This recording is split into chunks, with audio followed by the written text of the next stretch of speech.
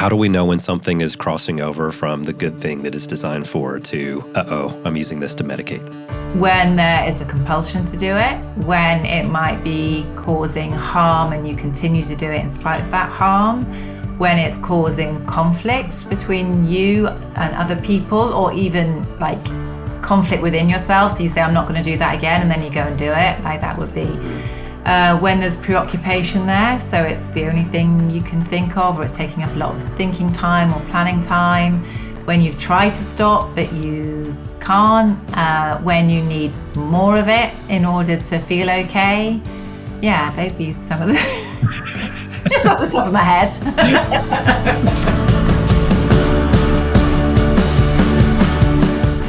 Hello, welcome back to the Wow Level Life podcast. We are now a few episodes into this new format, and the feedback has actually been pretty incredible. And today we get to jump into an interview episode where we unpack some of the themes that you heard in last week's story about Maya Angelou. This week we're sitting down, as you heard last week, with a friend, a therapist, a poet, a speaker, facilitator. Her name is Jacky Power. She is a specialized therapist in addiction psychology and counseling. She also has a lot of expertise in social media addiction. But one of my favorite things about her is that she is also an extraordinary poet, and a published award-winning one. Her poetry has been published in various anthologies. She is the author of the book, Stop the World, I Want to Get Off. She's the creator and host of the Therapeutic Poet podcast. She's also performed her one-person show at the Edinburgh Fringe Festival. Very, very prestigious. And so, again, from master practitioner to experiential work, so much training, so much expertise. And I'm just thrilled that we got to have this conversation. She's just a lovely human being. She's based in the United Kingdom, in the country of England, and she's just a thrill to have a conversation with. You guys are going to love this one. So let's just jump straight into it, because this conversation is going to stir your imagination, get you curious. It's going to warm your heart, and it's going to awaken some of your wonder. Listen in to my conversation with Jacky Power. Jacky, I almost said thanks for staying up late, but it's not that late. No. Okay. Yeah. It's a murky afternoon. Murky That's where I'm at. Fine, Yeah. murky, because I see a window behind you and it looks like the sun is shining and it's a nice day outside. No, you've actually cheered me up by having this conversation. It was so miserable this morning. The rain is pouring down. It's a very stereotypical British day today. Perfect. Yeah. So let's talk about trauma. Yeah, let's just jump on in there. Jump in that puddle. Yeah. I mean, if that's the way it is outside, sometimes that's the way it feels inside. Yes. I've heard some pretty bad definitions about trauma lately. I think in general, there's just a lot of bad psychology going around. Have you noticed that everyone's a therapist? Everyone's trauma-informed now. Everyone's trauma-informed. That's what it is. Yeah. Yeah, because that's the buzzword now, right? That's, it was mental health a couple of years ago, and now it's moved into trauma. So Yeah. Let's talk about that for a second. I know it's a seemingly we're talking about the weather, and so it's like, well, why not? Let's talk about pros and cons.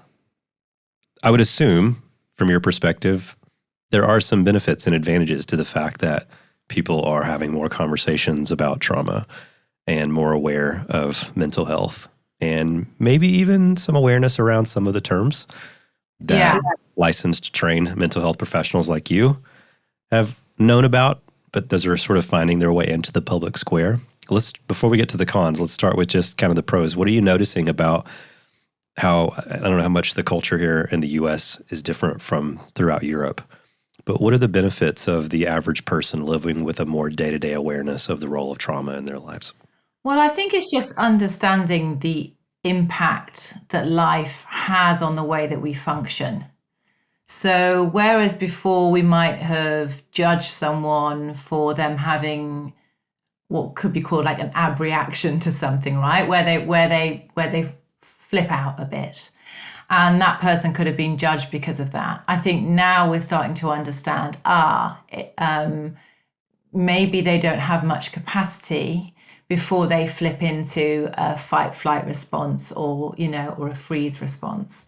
I think that's something that's really has been really misunderstood, is the freeze response. That's why you get a lot of victim blaming type of stuff, and I think that's changing, because people are understanding that this is it's a typical physiological way that we respond to something that's unpredictable, that feels isolating to us, that's dramatic, that we don't have the resources to respond to. I mean, that's what trauma, is, when we don't have the resources and we can't manage our way through that situation. Yeah. How would you define trauma? What's your kind of working definition? Well, there's the Udin definition, which is that it's I can't remember the U now, but it's dramatic, it's isolating, you don't have the resources to, and unexpected, dramatic, isolating, and no resources to deal with it. But I like what people are beginning to say now. I think Dr. Gabor Mate talks about it's not what's happened to you, but it's about what happens sort of within. And that's really what we're talking about when we're talking about trauma, because you could experience something, Harris, and you don't have a trauma response to it, but I do, because of my capacity to be able to manage through that. So for me, when we're talking about trauma, the idea is that we all have this sort of window of tolerance where we can regulate ourselves again back into a state of homeostasis, of calm, of connecting with other people. If something happens and I'm not able to do that, then that's really, we're talking then we have a trauma response. So the first thing we might do is we might go into a fight response or a flight response, or we might go into a freeze, flop, fawn. They're the 5 Fs, if you like.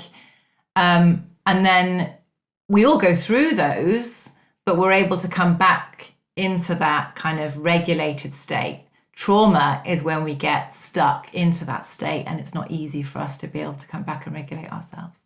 Yeah. That's a very long definition. No, it's not. It's great. I appreciate your attention to detail. I, for a while, when I first became kind of obsessed is probably a fair word with this topic, and kind of went down the rabbit hole and started researching, I bumped into someone who I was having kind of public conversations with, and one time he used the definition, anything less than affirming and nurturing. And I was like, oh, wow, that's almost everything. And now in hindsight, I look back and go, I don't know if I feel comfortable with the definition of trauma of anything less than affirming.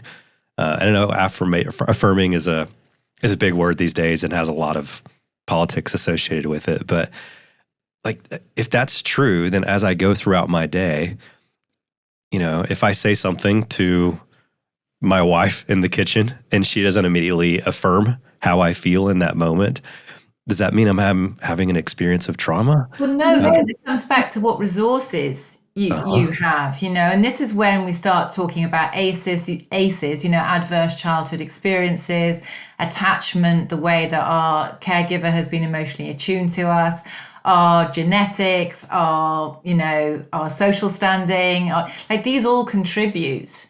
So it's not necessarily the event. And I think this is where things have shifted, because we used to say that what people call big T traumas, so earthquakes, fires, floods, those kind of things. And what we're understanding now is that, like I said, based on how well resourced I am or I'm not, my capacity to be able to regulate myself, then that can be traumatic. Yes. Yes. Perhaps it's not healthy for us walking around thinking that everything that makes us feel uncomfortable is trauma. Definitely not. In fact, we need discomfort. We need those ruptures, because they help to, there's a term in gardening, and there's a really long word, but when little shoots are sprouting up, you're meant to kind of waft your hand over. If you're in a greenhouse, you're meant to waft your hand over them, right? Because that makes these little shoots believe that they're in a windy atmosphere, and that and they could kind of be uprooted at any moment. So what do? It enforces them to grow their roots stronger, right? Yeah. Similar kind of principle. We need those ruptures because it helps us to grow our roots stronger. Now, for some, we have those roots developed because we came from a healthy background of, a pretty functional family. So growing those roots is easier than for others where it's easy for them to get uprooted when adverse things happen to them. Yes. Does that make sense? It makes total sense. If for some reason that old quote is coming to mind, I'm going to butcher it. I don't remember it exactly, but it's the idea that hard times create hard men, hard men create good times create soft men create hard times. Basically, that there's this cycle where when things get simple or easier, there's less of that stress, less of that wind blowing, less of that hand wafting, and we're not as resilient. And with that lack of resiliency comes a fragility or a weakness, I suppose. And I think, is that what we're seeing right now? I want to get back to our list of pros and cons. Yeah. Because We're seeing this rise in mental health at the forefront of the conversation. Everyone's now talking about mental and emotional health. But in some ways, like if I talk to my grandparents about this, they're like, man, what a luxury. And I don't know if that's a fair assessment, but from their perspective, they're like, what a luxury to be able to value your emotional health from day to day and choose work that brings you joy, that is deeply meaningful and purposeful to you. When I was a kid, they would say like it was about waking up before the sun came up to get ready to go do your work for the day. Optimal emotional wellness wasn't the top priority, right? So what's your assessment of that? Are we experiencing a little bit of soft times and soft men and women, so to speak? Well, I don't think it's fair to blame it on sort of the, soft men and women. I think it's a setup, and I think it comes from something that I rail against, which is the medicalization of our emotions, right? That we have this medical model that deals with mental health. So if I'm feeling grief for longer than 6 months when somebody has died, then hey, careful, I might be, falling into a grief disorder, right? We have stopped talking about our feelings. Well, maybe we never did. I think we've sort of bypassed it from not talking about our feelings to now talking about our mental health. But if we actually talked about our feelings, then we would understand that they're the most renewable resource that we have. And they are something to be used to process our human experience that helps to build connection together. Now, I think what's happening in the field of mental health is that if I have a mental health label, that gives me access to resources that I might not otherwise have. It validates my experience. It makes, me feel seen in a distressing, situation. But it's not actually getting to the root of solving that situation, which is increasing somebody's capacity for discomfort, and giving them the resources that they need. Resources and resilience, that's what good, inverted commas, mental health, I think, is. Yeah. No, that's so good. Well, I know this was an interesting place to start a conversation like this on a podcast called The Wow Level Life. But I think so much of what we're talking about when we're in pursuit of a life that we would consider to be wow level is to have an honest conversation about our mental and emotional well-being. And there just seems to be a lot of stuff floating around the internet these days. And now everyone is sort of an armchair psychologist, it seems. And, we have practically kids walking around that are, in your words, trauma-informed, so to speak, diagnosing their friends. I've had examples of previous team members that we've let go on public podcasts and have conversations about me label me as I forgot what it's called, some kind of narcissistic disorder. It's like, wow, this is a lot of dangerous stuff when we as a culture feel so equipped to diagnose others and talk about them as if we're all trained professionals.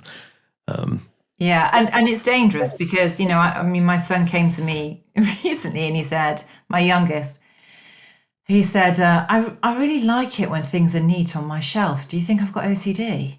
I said, no, I think you like being neat. Listen, and it's not about, and we have to be careful, right? Because it's not about disparaging any of these conditions.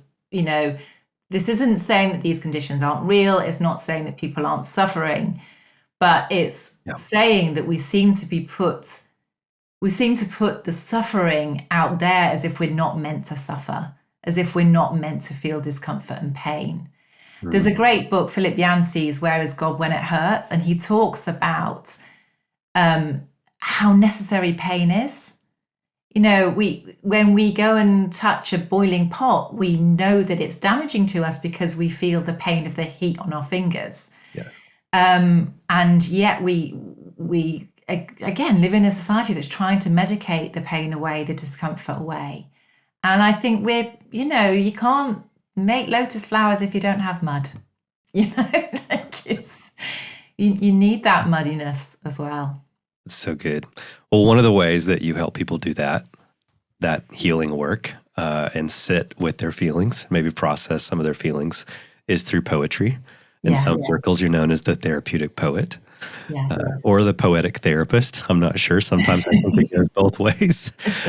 What is it about poetry, and what was your introduction to poetry? Was it as a child? Yeah. My mum always read poetry, and I didn't like it I liked child poetry. I didn't like studying poetry. I found studying poetry really scary. and I'm now just my middle son's just doing his exams this year, and we're having to study English together, and it's like, oh God, love you. I mean, to be back here trying to figure out that meter and stanza, and but for me, I always wrote lyrically. It was a way to be able to. It was just my form of writing, and then I think I had a diary that I would write in code when I was a kid, and poetry is like a grown-up code, right? I can tell you something deeply personal about my experience using the metaphor of the sea or of a flower, or so you will then take that poem and make that experience yours in relation to whatever you have going on in your life. So I think it's a way of it's a meeting ground. It's a way of me being able to meet other people, but also to meet myself. Like what I can put in a poem helps me to feel witnessed. And I think that was why I did it, because I didn't feel I had any other place where I really felt seen. So I figured out my own way. Yeah. Well, it's worked well for you. You've had some amazing experiences. You've written multiple books, have multiple published books with your poetry out into the world. You've done one-woman shows, right? At festivals. At Edinburgh, right? Edinburgh Fringe, yeah. So cool. Cool. And now you're doing lots of meaningful work in the world. You have your own private practice. Yes. How are you incorporating poetry into the work that you're doing with clients? Is it teaching them to leverage poetry? Is it simply them doing work through the poetry that you offer them? What role is poetry playing in your work today? Different levels. So there's one which is out on the sort of the not one-to-one level, to say on social media and things, and it's a way to connect.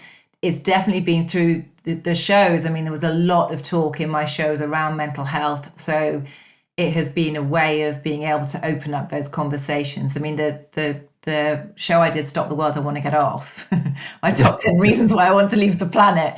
I talked a lot in there about mental health, about the way that certain people get to feel like they matter in the world more than others. And that was all done through poetry. So I think I use it a lot to open up sort of broader conversations. And I also have run writing workshops, so I've done them specifically on different emotions. So like one of my favorite ones is on grief, where I use this model of the landscape of grief. So many people are familiar with the 5 or the 6 stage model of grief, of like anger, bargaining, or depression, all of those sort of phases that people go through. But I don't think the grief is that linear. And in the workshop that I do, we look at it as a landscape, and you're in a changed landscape with grief. So then I use different poems that other people have written, that I've written, and invite people to again, witness. It's about witnessing. The first person actually in adulthood, I think, that really needs to witness ourselves is ourselves. Now, therapy can help to create a space for that. But the one that really needs to say, this is my story and I see it, is for ourselves. So mainly through workshops. I mean, I've tried to bring up some of my poems in one-to-one sessions. Funnily enough, people aren't interested because they want to talk about themselves. So, sometimes it can be a bit like, I think this poem could really help you. But they need to be heard. They don't need my reflection of my poems. So you're making me think of that great Mary Oliver quote where she says instructions for living a good life, basically. Yeah. Pay attention, be astonished, and then tell about it. Yeah. It sounds a lot like one of your views on poetry is that poetry gives you this way of just sort of paying attention. That's 100% it. Anyone who pays attention is a poet. You don't have to write a poem to be a poet. Say more about that. Because poets, I mean, when it comes, the work has already been done, I think, by the time it's got onto the page. The noticing, the wondering, the reframing, that's the poetic element where, by the time it's got onto the page, all of the true essence of poetry has happened, What is that true essence? Well, like I said, I think it's really in the reframing and the wonder. It's in the noticing and the.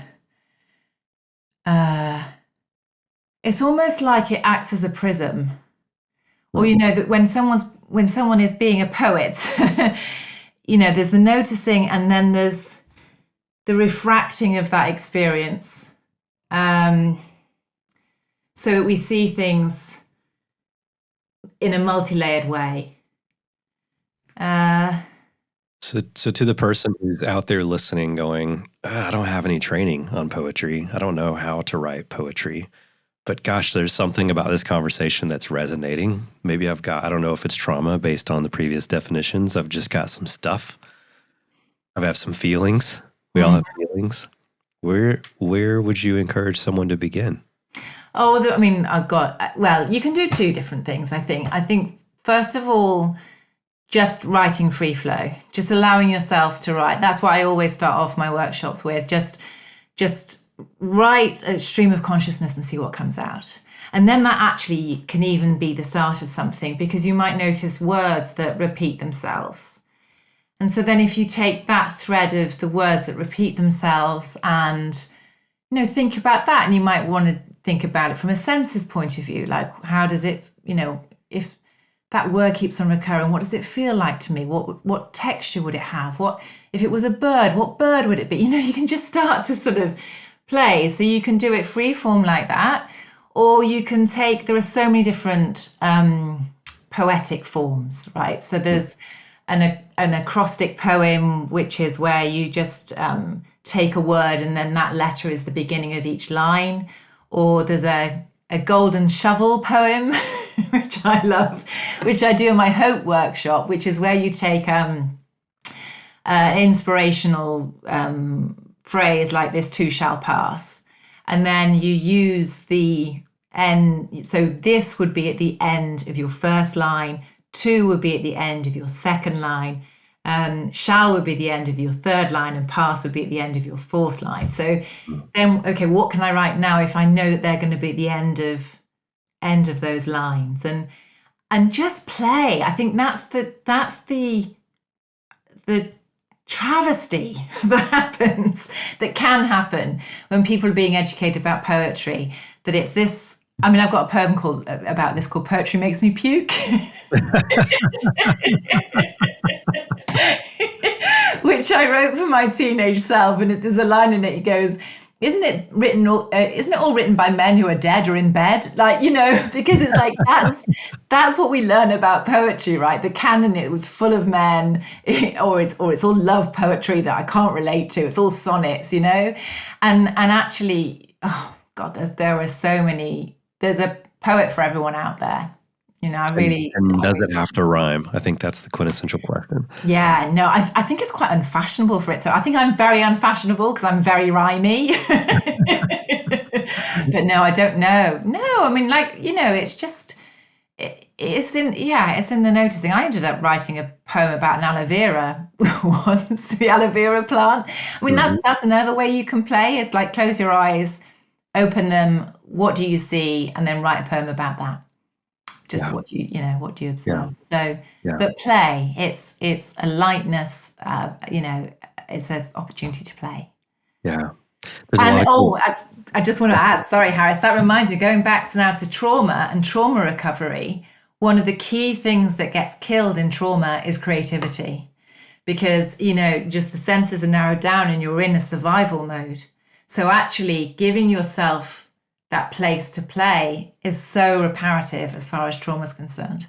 Ah, that's so good. And I mean, there's a lot of research now out about different experiential modalities.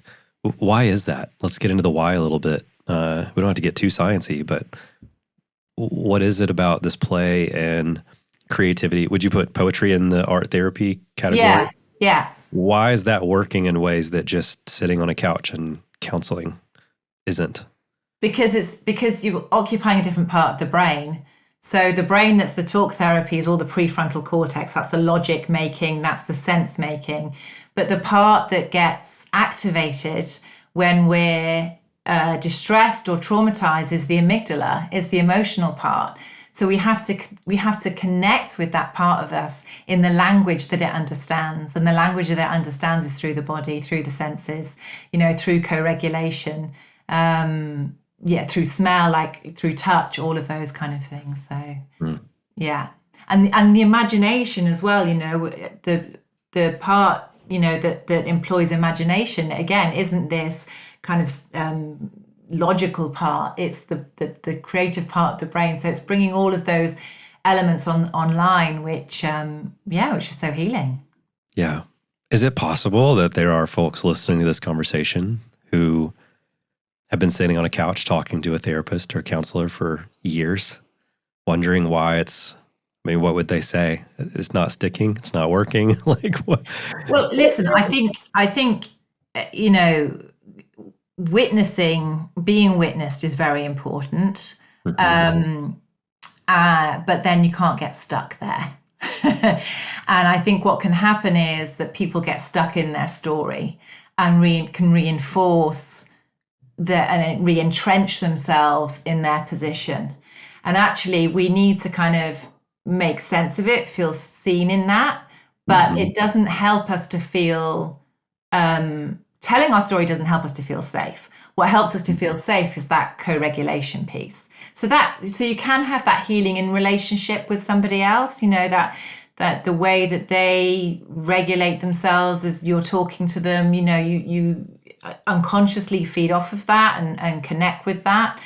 But, you know, sometimes our nervous systems have been so disrupted that there's very little places in which we feel safe. So it's about re-educating our nervous system. And that, you know, that is done through experiential therapies. What is the difference between that co-regulation you're talking about and coping? Well, coping is an adaptation. So, you know, coping is dampening down. So if you're coping, you're actually kind of gone into a bit of a freeze response because you're kind of, you know, you're tightening up, you're burying all the feelings, and you're not actually in a process of metabolizing that energy, if you like. Whereas, you know, if you're sort of processing that, then that happens through co-regulation, and it takes up the whole body. So it uses the vagus nerve is what helps us co-regulate. So that pays attention through what we see, through what we feel. You know, sometimes when you come up against somebody and you meet someone for the first time and you instantly connect, or you instantly have kind of a bit of aversion to them, that's all your vagus nerve telling you whether you have a sense of safety or not with that person. So it's much cleverer than, than our thinking brains, if you like. Yeah. Yeah. I think, to go back to the idea of psychology finding its way across social media platforms with all Yeah. the therapy advice, coping mechanisms is a phrase that I think I see get thrown around a lot. Um, is the goal to cope, or is the goal to heal, or is the goal to do both? Well, I think it's to do both. I mean, definitely there are times where we need to cope, and you kind of now that makes me sort of think of of the idea of like the inner child and the inner teenager and the adult. Okay, you can't have your inner child running the show all of the time. So the idea of the inner child is we all have this younger inner child, this beautiful essence of us that can often get wounded in childhood, right? If we want that, we can't let that run the show, even if it might be feeling a whole bunch of emotions. So at some times we have to kind of reparent it and go, look, yeah, like I hear you, but now is not the time to have that tantrum, right? That might be a coping thing. A processing thing is then, all right, what do we now go and do with that inner child that's still having that like tantrum or kind of real resistance to whatever's going on, because that needs to be heard, it needs to be processed, so that it can chill out. Yeah, for sure. Talking about the inner child, it takes me back to, I talk a lot about the difference between wow people and how people. And I think it's a little bit of nurture and a little bit of nature. We tend to have a bent towards starting with wow versus starting with how. And how people, when they're unhealthy, tend to just how every big idea they hear to death. Yeah. The moment possibility or what if comes into their life, or someone's brainstorming and be like, what if we do this? They're like, how's that going to work? And so to stay safe, they use how to sort of medicate their fear, right? And for years, I picked on how people unfairly, because as a wow person and as an evangelist for the role that wonder can play in our lives, I'm just like, guys, we need more awe and wonder. Like, guys, stop howling your wow to death, right? And then not long into those conversations, I realized, wow people can also medicate. They can use wonder to medicate against wisdom or being realistic or wise, practicing wisdom in some sort of situation where it's like, you might end up bankrupt and dead in a ditch if you don't listen to that how person in your life, right? It's interesting to think about that being me letting the inner child run the show. Because I think when you said that, you meant the tantrum side of the inner child that will wreak havoc and for the tantrum, right? Yeah. But there's also the wonder-driven inner child who's wide awake to possibility and believes everything is real with no evidence, which on one hand can be incredibly needed. Like we need that in the way that changes the story that we tell ourselves about what's possible. But I can also let that inner child run the show. And then I'm blind to all wisdom that says, hey, maybe you should pay attention to this. Maybe not everything's going to be okay in every single moment. Maybe you should actually prepare a little bit. Is this making sense at all? And process? It's making total sense. And I kind of want to keep with the inner child analogy, but it's actually making me think of something else, which I might just throw in just to really complicate things. So Dr. Dan Siegel, who I totally rate, I love all of his stuff. He talks about chaos and control. And what we're trying to do is be sort of with the river of emotions, as he calls it, is have that integration. So we might go to the bank of chaos or we might go to the bank of control, but actually it's about integrating both of those. And so going back to the inner child analogy, yes, there is an inner child of wonder and there is an inner child that is resistant, and it's integrating both of those and having fluidity and containment around both of those. Both are welcome, and there's times when you listen to one and meet the needs of one, and there's times when you listen and meet the needs of the other. And that's the agility that kind of the healing work gives you, is that flexibility and agility to be able to kind of, flow with what you need. I love that. Okay, so let's talk about, I said a word there. I said medicate. Let's talk about medication for a second. Yeah. I'm not talking about the pharmaceutical drugs. Yeah. Obviously, the way that we medicate on a regular basis, a lot of your work these days is focused on not just addiction recovery, but working with family members who are in relationship with someone who is struggling with addiction. Yeah. Let's just talk about medication for a second in general. What are some of the basic ways that we as average people living our lives medicate in ways we don't even realize it? Oh my God, where do I begin? Well, sort of dissociation through social media, that would be medicating. Oh, Or you're just going to go there right out of the gate and just like, yeah. that's why I do my. That's why I did my. You Yeah, don't that's use why I did social my media to thesis medicate. What are you talking about? on. Yeah, perfectionism can be a medicator. Being the class clown, laughing things off, they would be all sort of adaptation medicators. I mean, obviously, then you've got your standard ones that people think of, like drugs and alcohol, but work, sex, exercise, anything that can make you feel different, basically, and take you out of yourself. So some of those things are very good things, particularly sex and exercise. And Yeah. so how do we know when something is crossing over from the good thing that it's designed for to, I'm using this to medicate? When there is a compulsion to do it, when it might be causing harm and you continue to do it in spite of that harm, when it's causing conflict between you and other people, or even like conflict within yourself. So you say, I'm not going to do that again, and then you go and do it. Like that would be when there's preoccupation there. So it's the only thing you can think of, or it's taking up a lot of thinking time or planning time. When you've tried to stop, but you can't, when you need more of it in order to feel okay. Yeah, they'd be some of the just off the top of my head. So what is the relationship between medicating and addiction? Well, Do we sometimes medicate, but we're not, even if we're medicating from time to time, we're not necessarily addicted? Or yes. is medication usually like I used to have a friend that said where there's smoke, there's fire. Is medication the smoke to the addiction fire?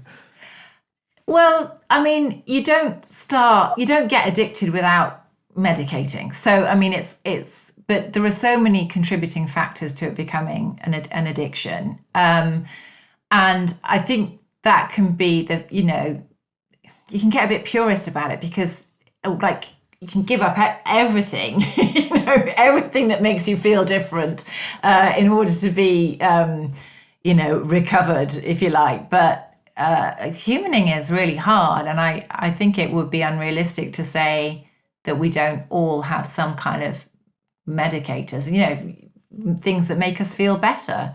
But it's about, is that a healthy relationship?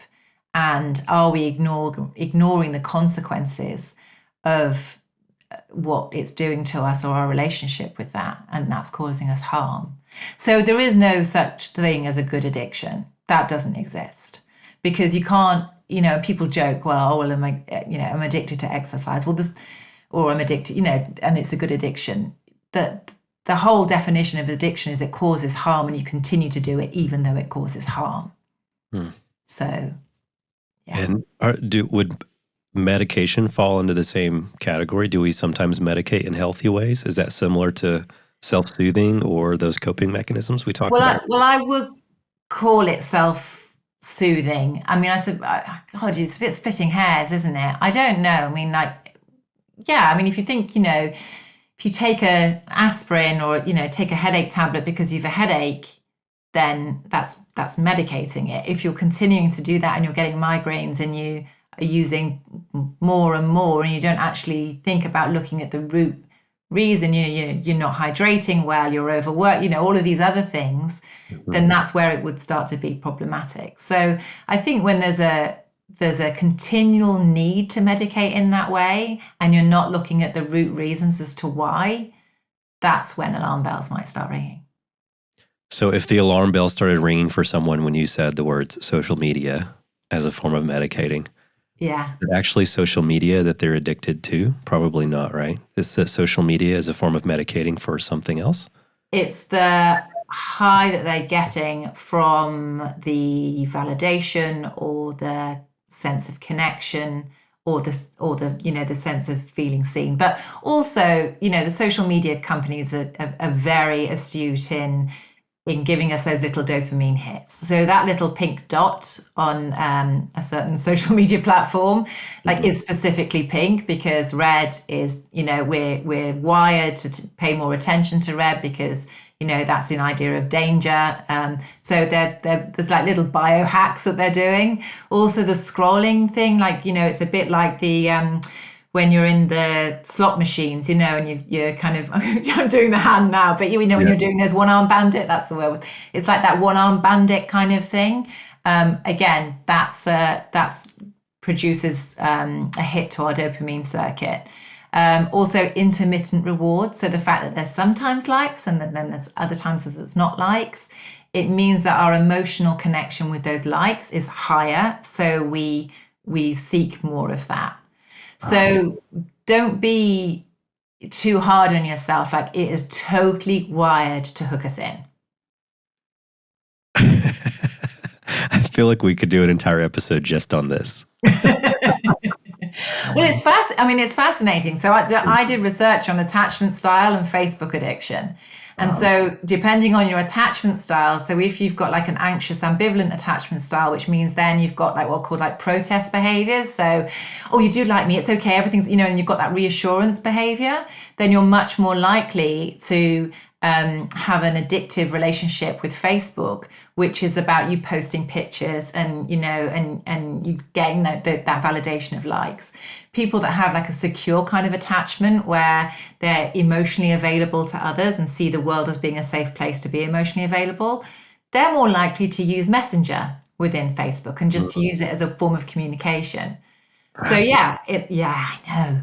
Fascinating. I mean, I guess there's an old study that's coming to mind. I don't remember it enough to speak intelligently about it, but it was essentially comparing the similarities between a cocaine addiction and social media usage. And I think, if I remember correctly, it had something to do with dopamine. Yes.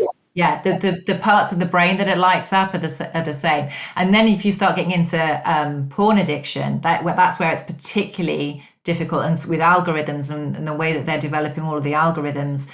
And I've a line where it's when too much is not enough, and they keep on the way that they're twisting the algorithms to keep you hooked in. You can't fight against that kind of stuff. I mean, it's totally biohacking you. Yes. Wow. So how do we stand a chance? I think we need people like you in the world helping us get healthy. You're doing that in a variety of ways through your entire body of work, through your shows, your books, your writings, your poetry, being willing to be generous with your time and sit down for a conversation like this. For those of us who are trying to live a life more awake to wonder and more full or more creative expression in our story. One of the things that you're working on lately is a program in which you are coming alongside people who are in relationship with someone who is struggling with addiction. Yeah. Talk a little bit about that before we wrap up this conversation. Well, I kept on going to different conferences and hearing from people who had their own story of addiction recovery. And that's not my story. And so I found it, and I have a story around addiction recovery, which is loving those with addiction. And I just realized it was and I'm very used to kind of hiding in plain sight. I mean, that's why I write poetry, right? That's kind of, and I think that's something that people who love someone with an addiction do, because so much of the emphasis of the attention and energy is put on the person with the addiction, because that's where the crisis point is, right? And so I just suddenly had this, I was like, who's taking care of the people that, that are behind the scenes dealing with all of this? Because addiction affects the whole family. And, if you can get the partners or the parents or, whoever it is to also be doing their own work as they walk alongside that person with the addiction, then there is a better chance of that person having longevity in their recovery. Now, that's not saying that those other people cause or can cure or, someone's addiction, not at all, but just being in a supportive environment where it comes back down to people feeling safe, seen and soothed. When people are reaching out in addiction, they don't feel safe, seen and soothed. I mean, I say they feel isolated, dysregulated, and they're medicated. That's how they're trying to cope with it. So I wanted to provide something where people could feel educated about addiction, because there's not a lot of education out there for the families. I wanted them to understand that rather than hearing there's nothing you can do until they hit their rock bottom, that actually there's a lot that you can do to take care of yourself. You can learn about how to set boundaries. You can learn about how to trust yourself. You can learn about healthy communication. You can learn about what a good healthy relationship looks like. You can learn about how to talk to your children about addiction, about how to talk to your children's teacher about addiction, because we need to make this a common conversation, because addiction is rife. There's so much of it that's out there. And we talk a lot about destigmatizing addiction.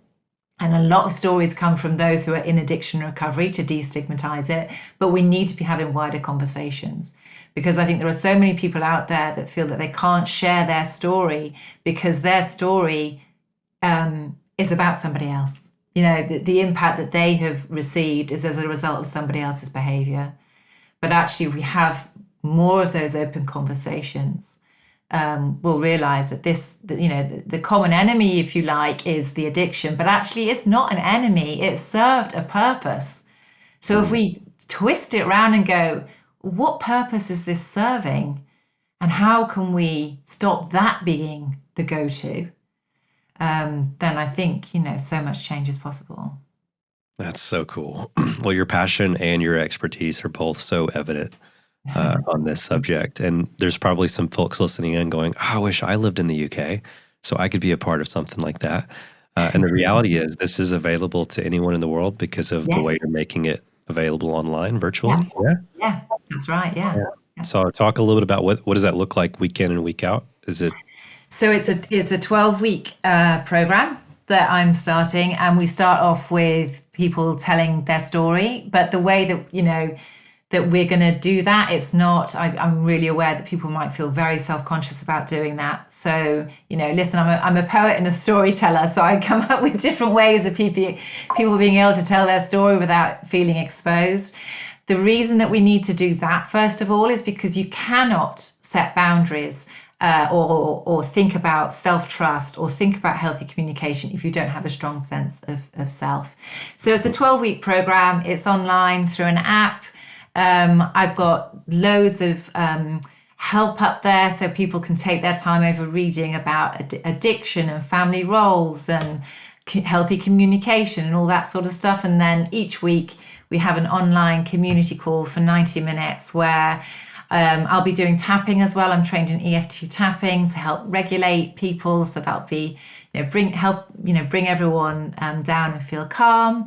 There's videos that they can use at any time they want to. I've got music playlists for, when you're feeling angry or despair or you need to soothe your inner child, because these are the little bits that I think are so important when you're dealing with something like this, that when you're feeling so alone, just to know that there's a go-to playlist that you can go and stomp your feet to, or have a writing exercise to help move you through despair, or, and then scripts as well. So I've been developing scripts, having worked with clients who've said, we really want to talk to our kids' teacher about what's going on. How do we do that? Or and we'll be building those up over time. So it's really collaborative. I mean, I'm they're of service, really. If people say, I want to know more about this, then I'll happily provide it. So I think that's what I'm excited about. It's like I've got this framework, but it's a collaborative community.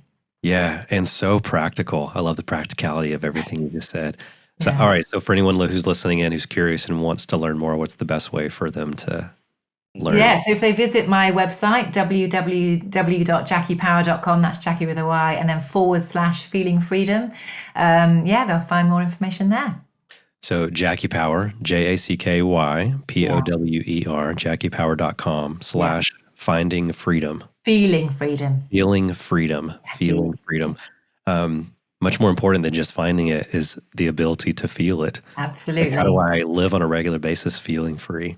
Yeah. Gosh, this has been so good. I could talk for hours and hours and hours and hours with you about so many things. I just love your unique perspective and outlook on the world, but not just the way that you see the world, but the way that you help us find our place in it through all these different creative forms.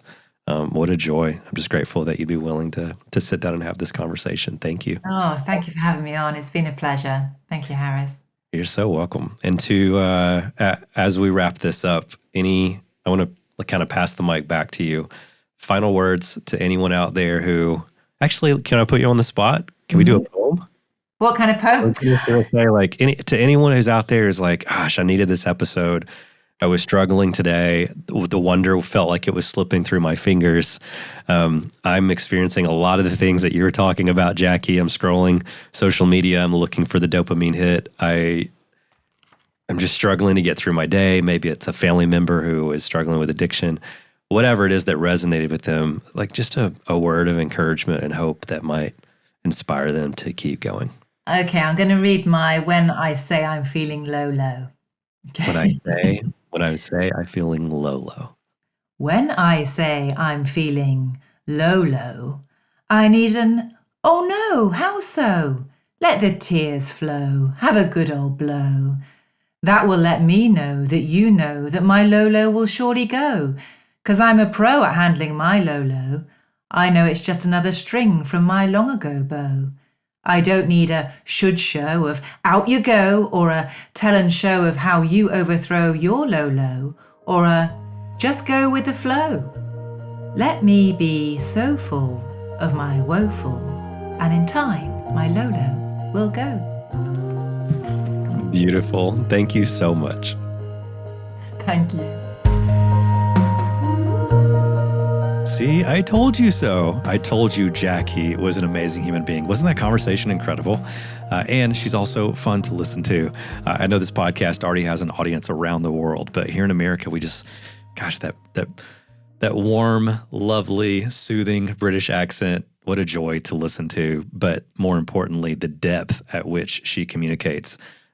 She just so much wisdom to offer us. And I'm so glad that you joined us for this episode to listen into my conversation with Jacky. If you want to learn more about her, head over to jackypower.com. Jacky, JACKYPOWER, jackypower.com. And make sure you go pick up a copy of her book, Stop the World, I Want to Get Off. It's an incredible anthology of amazing poetry.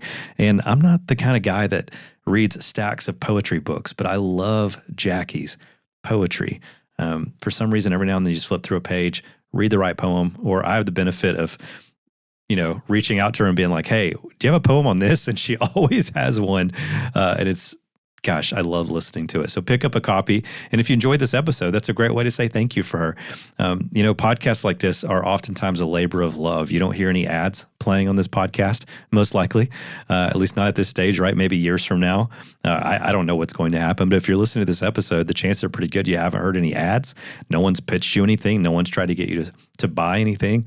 And so a great way of just saying thanks if you got value out of this, go order that person's book. It's like a way of dropping a little tip into a tip jar and saying, wow, Jacky, thank you. I got some value out of that conversation. So go check her out. Again, you can learn it all at jackypower.com. All right, next week, I'm going to be sitting down with my go-to co-host, Kate, for an Afterglow episode where we're going to take some of the themes that came out of this conversation, whether it's defining trauma and the role of poetry and creativity in both processing emotions and healing from some of that trauma. Whether it's medicating emotions and addictive behaviors and the way we scroll social media or how we support loved ones with addiction, we're going to talk about it all.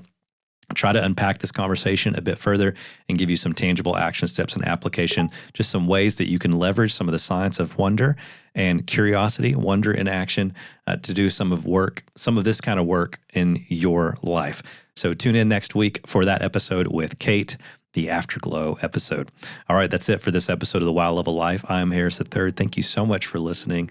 Remember, keep that wonder alive. It will change what you believe, and what you believe will change what you see. All right, magic is real. Go experience some of it. We'll talk to you again very soon.